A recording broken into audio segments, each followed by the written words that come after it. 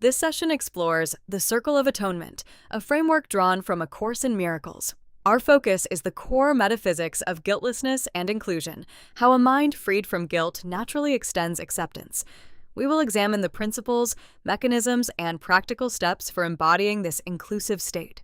Human thinking carries a heavy burden of guilt, built on fallible plans that perpetuate suffering and confusion.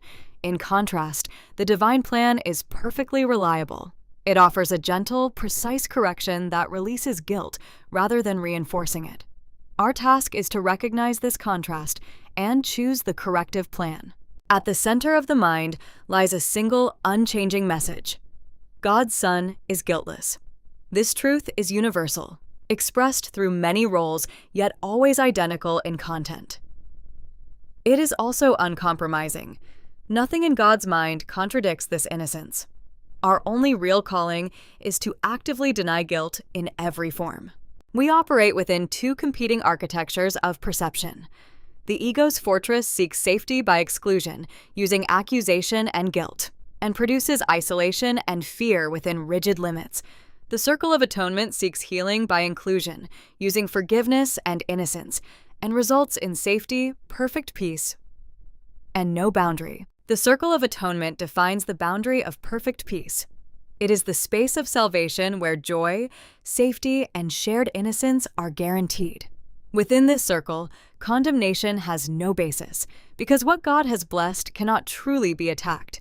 Entering this circle means accepting joy as our natural condition. The illusion of the outsider begins when the ego urges us to accuse and cast others out to protect our own innocence. Yet this creates a trap. Anyone we leave outside the circle of peace takes us outside with them. Withholding innocence from another is, in fact, withholding it from ourselves.